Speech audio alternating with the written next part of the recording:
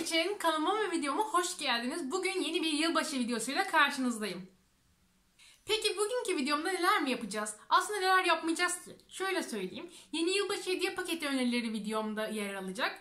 Ondan sonra birlikte yılbaşı ağacı süsleyeceğiz. Ve daha sonra da sizinle birlikte Advent Kalender yani yılbaşı takvimini açacağız. Birlikte ondan çıkan hediyelere bakacağız. Hadi gelin başlayalım. Şunu da söylemeliyim ki bir önceki videomda sizlere yılbaşı hediye önerileri ve hediye paketi önerileri vermiştim. Ona da şuradan ulaşabilirsiniz. Onun linkini de aşağıya açıklama kısmına da bırakırım. Kartlar kısmında da göndereceğim. Ona da izleyip yeni fikirler ve ilhamlar öğrenebilirsiniz. Videoya geçmek için sabırsızlanıyorum fakat şunu da söylemeden geçemeyeceğim. Kanalıma abone olarak bana destek olursanız çok mutlu olurum. Beni çok sevindirirsiniz. Şimdiden çok teşekkür ederim. Ve videoyu beğenirseniz beğen tuşuna basmayı unutmayın.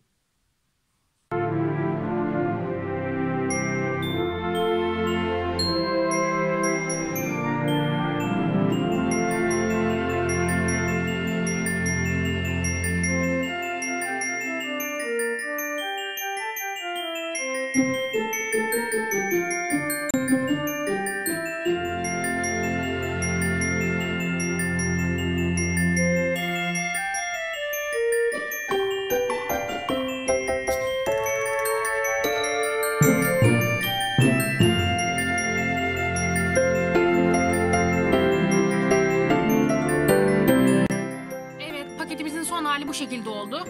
Size de demin gösterdiğim gibi hızlı bir şekilde paketledik. Şöyle göstereyim. Ve hediye paketimiz sevdiklerimiz için hazır. Evet arkadaşlar, şimdi size yılbaşı hediye paketlerimin üstündeki süsleri nasıl yaptığımı anlatacağım. Aslında onları yapmak çok kolay. Ben Trendyol'dan şöyle simli evalar sipariş etmiştim. Yapışkanlı aynı zamanda bunlar. Gördüğünüz gibi renk 10 renk var. Hem aslında kullanımı da çok basit. Arkası bembeyaz bu kağıtların. Arkasını çevirdikten sonra şöyle buraya çiziyorsunuz arkadaşlar kalemle. Daha sonra makasla kestiğinizde bunlar zaten çok kolay bir şekilde yapışıyor. Bunlar şöyle yapışkanlı, göstereyim size de. Bunlar gördüğünüz gibi yapışkanlı. Hemen yapışkanı da çok kuvvetli değil ama yine de yapışacak kadar yeterli. Şimdi yılbaşının vazgeçilmez rengi olan kırmızı keçeyle kapladım bu paketimi de. Şöyle göstereyim sizlere de. Buralarını yapışkanlı uhuyla yaptım. Hatta siz silikon tabancası varsa onunla da yapabilirsiniz. Daha kuvvetli olur. Keçenin yapışması biraz zor çünkü. Bunu böyle kapladım. Şimdi üzerini süsleyeceğiz birlikte.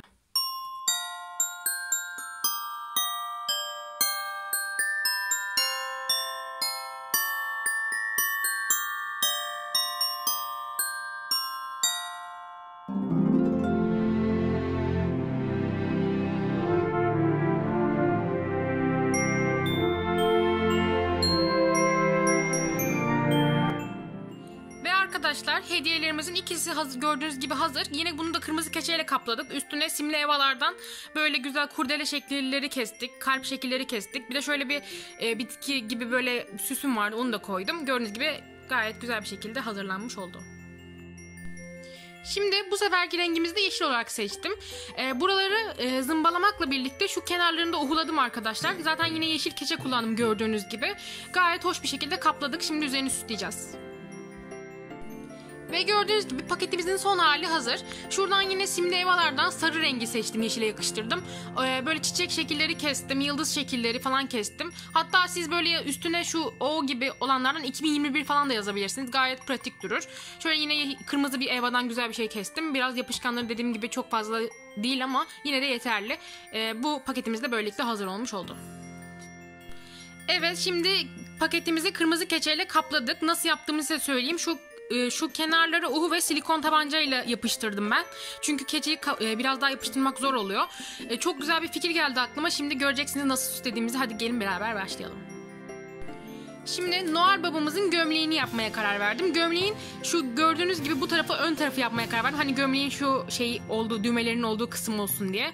Şimdi yapıştıracağız birlikte. Kemerini falan koyacağız gömleğinin üstüne. Kemerini siyah renkte yapmaya karar verdim arkadaşlar. Klasik Noel baba giysisi gibi olsun diye hediye paketimiz.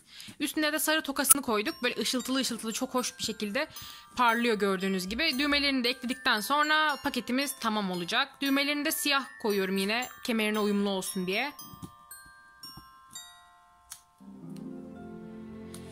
Ve paketimiz hazır. Gördüğünüz gibi Noel babamızın gömleği, kaza, artık ne derseniz Noel baba konseptiyle hediye paketimiz hazır. Ve paketimizin süslemeleri hazır. Dediğim gibi yılbaşı konsepti olduğu için şöyle bir Noel Baba kaza yapmaya karar verdim.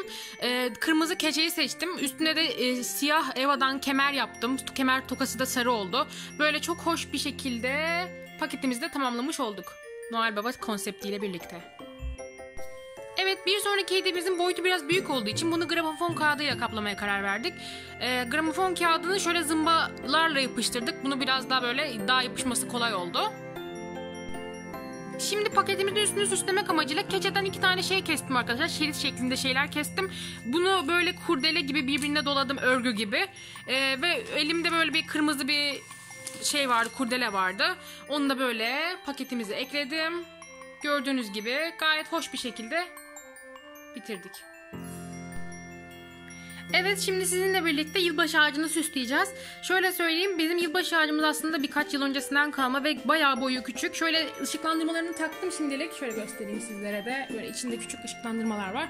Şimdi bunu birlikte süsleyeceğiz. Şöyle kutumu da göstereyim. Bu kutunun içinde yılbaşı süslerimiz vardı. Geçen senelerden kalma. Şimdi onlarla birlikte süsleyeceğiz.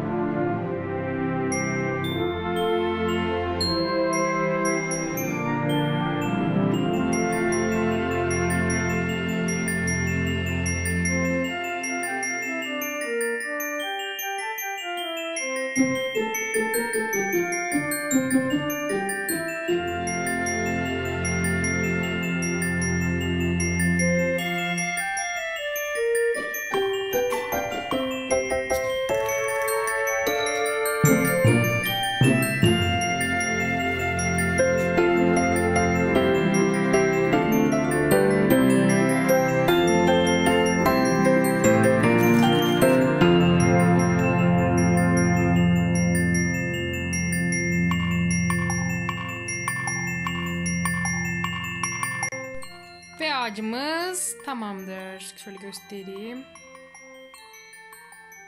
Paketlerimizin son hali bu şekilde. Hepsini özenle paketledim. Sizlere de göstermek istedim tekrardan. Genellikle keçe kullandım. Mesela kırmızı keçe kullandım. Şunlar Eva. Eva'dan böyle güzel bir Noel Baba kazağı yaptım. Daha sonra böyle yine Eva'dan, yeşil Eva'dan böyle üzerlerine süsler kesip yaptım. Zaten videoda göreceksiniz. Şöyle küçük bir hediye paketi yaptım yine paketin üstüne. Böyle buna da Noel Baba'nın geyiğinden yaptım. Yine işte çam ağaçları, hediye paketleri falan. Böyle güzel bir şeyler yapmaya çalıştım. Umarım siz de sevmişsinizdir. Size de ilham verici olmuştur. Böyle göstereyim. Evet arkadaşlar, yılbaşı ağacımız tamam. Hediyelerimiz de tamam. Şöyle bir baştan bir sona bir göstereyim istedim bütün paketlerin hazır halini. Hepinize sevdiklerinizle yeni yılı mutlu bir şekilde geçirmeniz dileğiyle videomu burada kapatıyorum. İzlediğiniz için çok teşekkür ederim. Benim videom bu şekildeydi. Umarım videoyu beğenmişsinizdir. Kanalıma abone olarak bana destek olursanız çok sevinirim. Şimdiden kendinize çok iyi bakın. Yeni yılınızı en içten dileklerimle kutluyorum. Ve hepimiz için güzel bir yıl olmasını diliyorum. Kendinize çok iyi bakın. Görüşmek üzere. Takipte kalın.